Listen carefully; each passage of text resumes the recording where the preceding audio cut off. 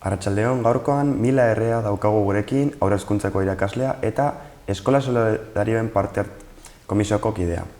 Arratsaldeon, Mila, zer moduz? Berdin, ongi, eta zu. Urduri? Ez, lasai. Bueno, nahi baduzu aiz gaitezen. Bai. Lehenik eta behin, konta iguzu pixka bat, zertan datza Eskola Solidarioen iniziatiba hau? Bueno, pues hizkuntza garapena azkenean da, nik uste atal importantea, nolabait bizitzan, eta are gehiago esanen nuke irakaskuntzan ari bagara, ez? Orokorrean dira, gizartean balore batzu sustatu behar direnak, ez? Gero, hor dago lehen deitzen ziren los objetivos del milenio, orain da Agenda 2030, hola, baina azkenean da nolabait helburu batzu oso importanteak, ez? Izatea, kontzientzia hartzea, gizartean, parte aktiba izatea, kritikoak izatea, gero edukitzea olako begirada iparra eta hegoaldea, hori helburu guzti horiek nolabait gurik irakaskuntzan txertatzea egunero. Hori zabiltzateke horrela, grosso modo esan genuke. Nortzuk parte hartzen duzute iniziatiba honetan? Hemen orokorrean hartzen dugu irakasle guztia, baina berez da, egiten da, gure ikastetxeare bai, da oso handia momentu honetan, ez? Baina egiten dugu komisio bat, beste ataletan ere daude komisioak, eta orduan komisio honetan dago buru bat, beste lankide bat, eta gero gaude haur hezkuntza eta lehen hezkuntzako maila guztietatik dago irakasle bat. Orduan, horrela txertatzen dugu gure planifikazioetan, gure eguneroko lanetan, hori aurrera eramateko hainbat proposamenak. Orduan da, nolabait besoak balira bezala irekitzen da eta horrela txertatzen da hizkuntza komunitate osoan ere. Gu beti asko egiten dugu hizkuntza komunitateaz guretzako ikaslegoa da importanteena, baina bai irakaslegoa eta baita ere familiak, porque gure ikastetxean ere familiak ere parte handia izaten dute. Eta azkenean, beste lankide batzu daudenak hor atezainak eta hori hizkuntza komunitatea oso importantea da. Pasadan astean bete zen 10 urte iniziatiba hau hasi zenetik, baina hasiera batean nola sortu zen iniziatiba hau? Iniziatiba sortu zen, gure ikastetxe dago 2009-tik 2010 ikasurte horretatik. Hori izan zen ni nago hasieratikan, ireki zenetik irailean, lehenago etorri zen zauen zuzendaria, eta ordan hori izan zen gure lehenengo urtea. Gure lehenengo urtea zen hankokatzea, ikaslego berria, martxan jartzeko ikastetxe berri bat, izan zen nahiko zaila eta hori batez ere, hasiera dira zaila edo martxan jarri behar duzu eta aurrera eta dena, ez? Baina ja bigarren urtean, lehenago urte horretan, konpartitu genuen zentroa beste ikastetxe batekin, ezagutu genituen beste persona batzu, gero oso importantea da ikastetxe barrenean zuzendaritza egotea beti olako proiektu horren alde edukitzea oso garbe ze importantea den hizkuntza garapena bizitzan eta irakaskuntzan eta gure gizarte mailan. Orduan, denbora guztia lehenengo momentutik, bigarren urtetik aurrera, bai zuzendaria eta gero beste kideak geundenak eta ailegatu zirena, egon ginen ja sartzen. Eta egon ginen, jotake eta buru belarri oso sartuta. Baina olako indarra ematea, olako laguntza eta benetan horretan sinestea, zuzendaritzatik oso importantea. Oraintxe bertan ere bai, hizkuntza garapenen komisioan dagoen burua, da baita ere zuzendaritza taldekoa. Eske hori oso importantea. Eta beste lankidea zuzendaritza taldean daudenak egon dira tutorialenago eta baita ere hizkuntza garapena eraman dute aurrera. Proposamen pilen bidez. Esan nahi dut hori oso funtsezkoa da.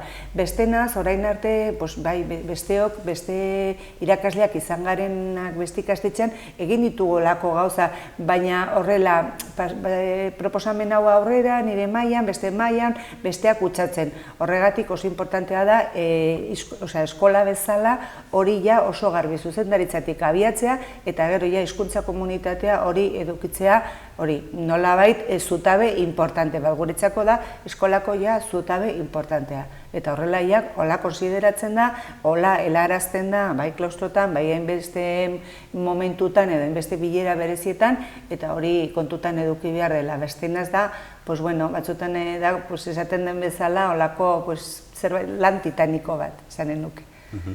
Urte hauetan zehar, hainbat ekintza antolatu izan dituzue, adibideren bate jartzeagatik, jendeak ere jakiteko? Bueno, egiten dugu, badugu harreman estua eta elkartrukatzea handia Fundación Vicente Ferrerrekin, orduan haiekin egiten ditugu hainbat lan, gero ere bai,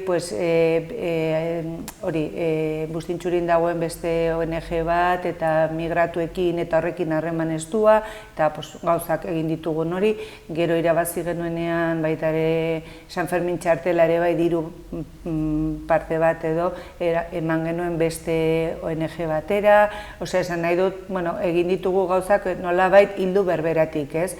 Eta gero, urtean bezala egiten ditugu, 1000 proposamenak, bai, gero hori, hori da gure, ez dakit nola esan, ez dakit argitzen naizen ongi edo, hori, ez dakit, bai, hori da, funtsezkoa, ez dakit ze proposamen, ez daude beste proposamenez, zeren zaila da, egiten dugu parte hartzen dugu, orain egon gara, daramatzagu 4 urtez, Oxi ONG batekin oso ongi, lehenago egon gara hori, gero harremanatzen gara ZTN-ekin, harremanatzen gara UNICEF, mila gauzekin hori, segun ze proiektuak ere eramaten diren ikastetxean, ze mailetan eta hori, egiten ditugu, jartzen gara harremanetan arazori gabe batekin edo bestearekin.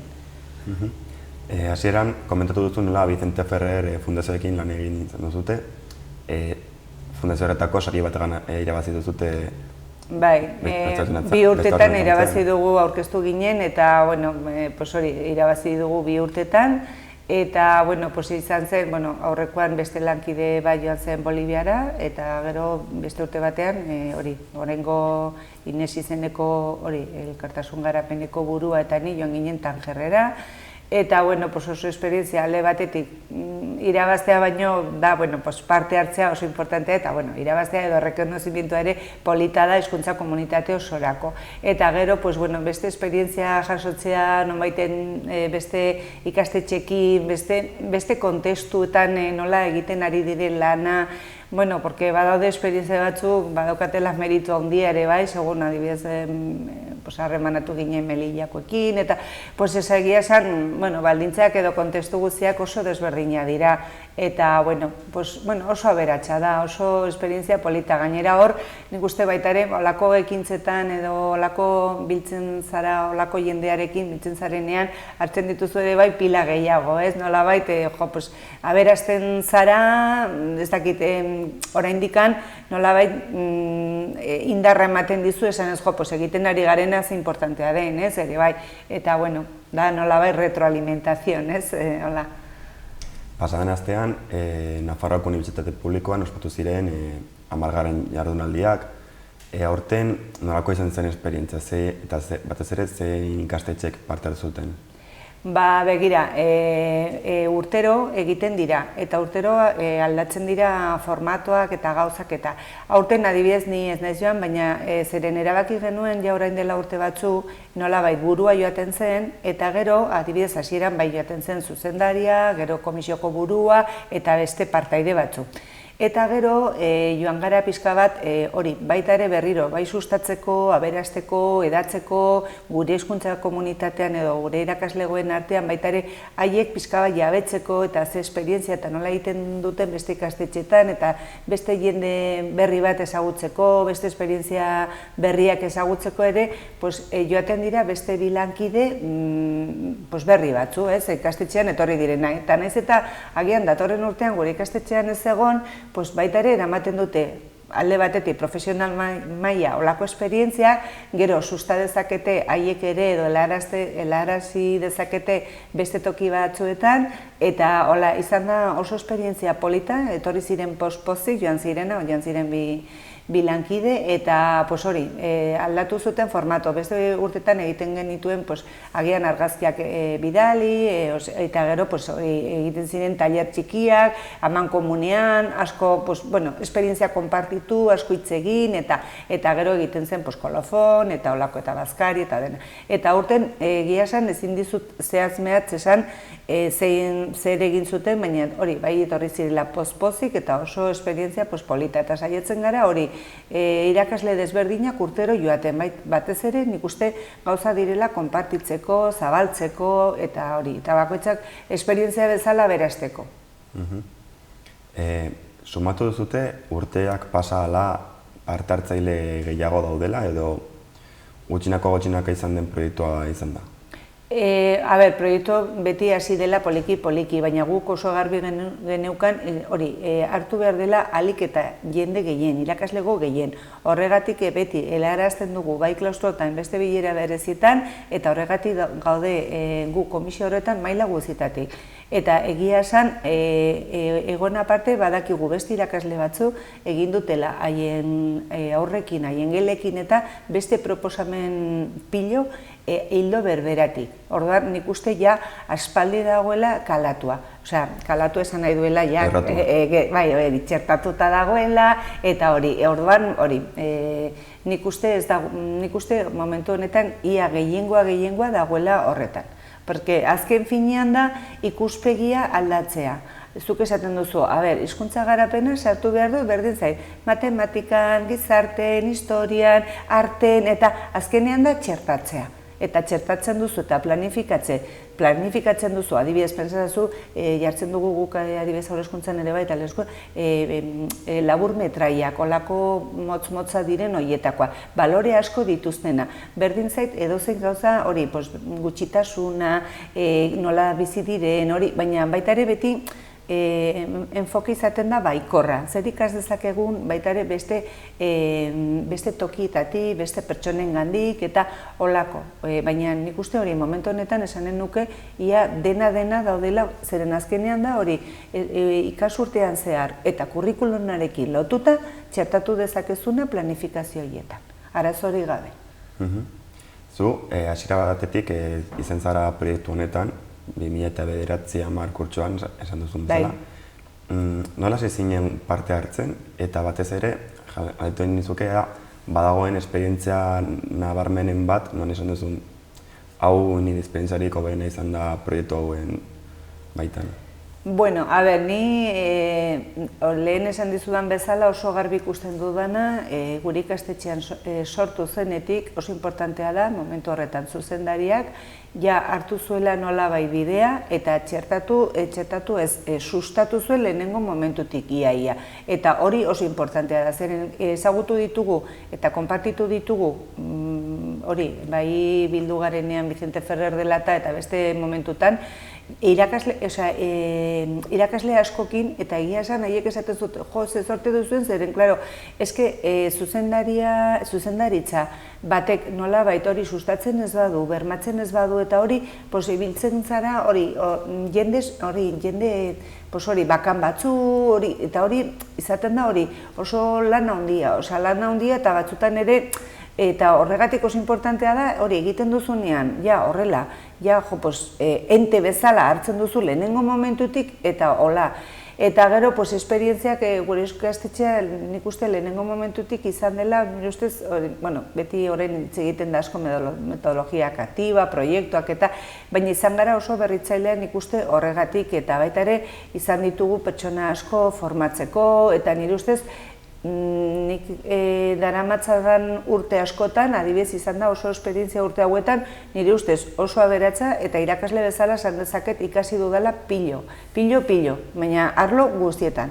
Eta oso importantea da hori, eta gainera hori tortzen da jende berria, ez dakite hori da, elkar truke hori oso importantea da. Eta esperientzia, pues Fundación Vicente Ferrerekin hori, olako saria behin irabazi ondoren estatu mailan bezala, beste ikastetxekin konpartitzea, beste ikastetxekin esperientziak hori elkartrukatzea, beste toki batera joatea, adibidez, nire kasuan Tanjerrera joan ginenean, pues egia esan, pues oso polita da, oso esperientzia aberatsa, konturatzen zara zenba gauza ditugun hemen eta batzutan beste tokitan falta dira, baina horrek ez du esan nahi, porque nik adibidez oso sartuta daukagu hasi ginenean, oso ikastetxe pobrea ginen, xumea, ez genukan diruri, zeren azken finean hasieran izan behar ziren 2 lerro, gero 3 lerro, baina batzutan horrek bultzatzen zaitu eta bermatzen du sormena, irudimena eta probestea material pilo bat. Gero egin ditugu urte hauetan baita ere lotura hainbat beste enpresekin eta beste gauzekin, hori olako material batzu sortzeko, ekartzeko eskolara, batzutan ez duzu behar diru asko mila gauza egiteko. Importantea da hori sormena, gogoa, interesa eta azkenean bideak aurkitzen dituzu. Eta, nik uste adibidez esperientzia asko izan ditugu, benetan oso aberatsak, eta hori gero egin genuen beste urte batean ere bai eskola mailan elkartasun azoka bat, baina izan zen oso erraldoia, familiekin lagunduta, eta oso polita. Orokorrean, nik uste dena esperientzia oso aberatsa. Nik adibidez hori nire formakuntzaia personala eramaten dut, bai ikasi dut askoz ere konparatzen badut, beste urtekin konparatzen badut. Egia esan, izugarria, bai. Oso ondo. Ja, pixkata maien emateko eta etorkizunari begira, komentatu izan duzu nola urtero berrikuntzak ipintzen dituzuten programan eta urrengo urterako berrikuntza hauek buruz zeo zer esan dezakezu edo hendik lanean zaudet? Ez, ja, aurkeztuta dago berrikuntze proiektua eskatzen digute gainera ja maiatza bukaerarako izan zen, bai, justu, bai, 29, 30 hortikan. Eta baita ere, burua, elkartasun komisioko burua Inesek ere planteatzen du baita ere, importantea da, berrikuntza proiektu ere baita ere, jendeare zeren azkenean innovazio proiektu horiek ematen dute baita ere puntu gehiago eta tal desberdinetan, eta etortzen den irakasle berriekin eta hori puntuak izateko hori ere bai importantea da. Orduan, egin dugu berrikuntze proiektu bat, zeren badugu patio handia, badugu baratza, baina horri gehitu nahi diogu oraindikan aspektu askoengatik, alde batetik. Gaur egun ailegatzen ari diren haurrak eta belaunaldi berria behar dute oraindikan naturarekin alde batetik lotura gehiago eta manipulatu behar dute, esperientzia gehiago eduki behar dituzte eta dena. Eskolan badugu baratza, badugu beste espazio bat ikertzeko eta dena. Baina aurten berrikuntza proiektu horretan jarri nahi dugu aberetegi bat, oiloekin eta baita ere jarri nahi ditugu zuhaitzak eta zuhaitza fruta emateko eta hori. Zergatik, alde batetik egin nahi dugu, gustatuko litzeguke aberetegi hori ere bai egitea ekosostenible eta dena, eta agian amesten ari garen edo, baina nahi dugu lotu pixka bat aberea posiblea den, eskolan ere baditugu biologoak eta olako persona eta familia oso formatuak, eta baita ere agian, ez dakit, beste unibertsitatearekin, beste ente batzuekin, nolabait hori biokonstrukzion, ekosostenible, olako guzti hori lotzeko, egiteko aberetegi bat. Gero, joak ja baditugu beste aberetegi batekin ja hori lotuta, eta gero ere bai, zuhaitzak eta frutak emateko. Zergatik, porque guk eskolan egiten dugu 11etako da fruta, eta gero ja lehen hezkuntzan ere egiten da ogi desberdinekin, badaukagu harremana baita ere lakabekoekin haiek ekartzen digute ogia, badugu ogi txuria eta ogi txuria ez dena, eta horrekin ere egiten ditugu mermeladak ere bai. Eta mermeladak ere bai, izanen bagenu fruta naturala ere bai, gure ikastetxea, gainera kilometro zero eta ondoan eta dena, nik uste aurrek ere ikas dezatela prozesua alde batetik zuhaitza, bereiztu, nolakoa diren, azala, ez dakizer, nola den prozeso, eta gero ikasten da asko lehortzen badira edo plagaren basortzen bada, da azkenean da irakaskuntza eta dira prozesuak. Eta orduan, orain sartu nahi dugu beste horretan, eta gure eskolako patioari edo espazio horri pues ematea, bueno, gehitzea beste zerbait, baina beti oso garbi dugu izan behar dela irakaskuntza. Baratza ere bai egiten dugu ikasurtean zehar, ikastetxean gauden, ikaslegoa dagoen bitartean produktu horiek ateratzeko. Haiek landatzeko, haiek lan egiteko, ikusteko, gero denda egiteko, gero errezetak egiteko, eta hori izan behar dela oso funtzional, oso funtzional eta oso esanguratsua. Eta gero hori manipulazioa, lana, neurtu, ikusteko, hori dena. Baina, sortena duzuten eta lortzen duzuten proiektu gara ematen. Hori da, beharrezkoa da dirua, zeren, klaro, gauza horiek ere izaten dira, ez dira merke ere bai, hori bai, kasu honetan, ez dira, batzu bai, zoaitzak eta hori, eta, onjoak eta jaberetegia egitea, azkenean, dena da dirua, baina beti ilusio importantea dena, da importanteena, eta, eginen dugu modu batez edo, saiatuko gara egiten.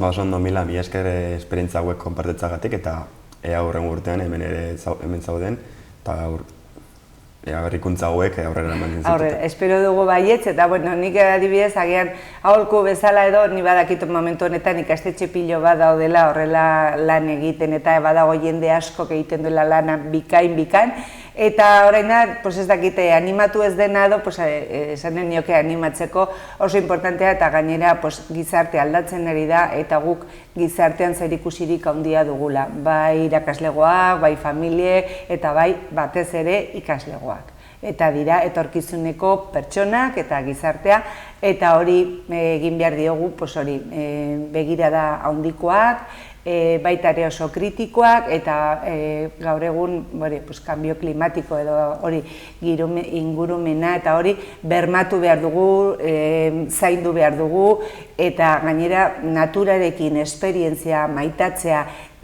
ongi babestea, ongi zaintzea, ongi da plazerra eta hori kontutan eduki behar dute haur guzie ditugun gauza direla hori kotxea utzi, txirrindula, gauza naturalak, disfrutatzea naturan eta gaur egun alegatzen ari diren belaunaldi ehuneko oso altua esanen duke beharra duela manipulatzeko lurrarekin, arearekin eta orduan, nik uste hori guzti hori eduki behar da patio batean, eskola batean eta hori dago gure eskuetan eta hezkuntza komunitate denon eskuetan. Eta nik uste gaur egun askoz ere importanteagoa da oraindik.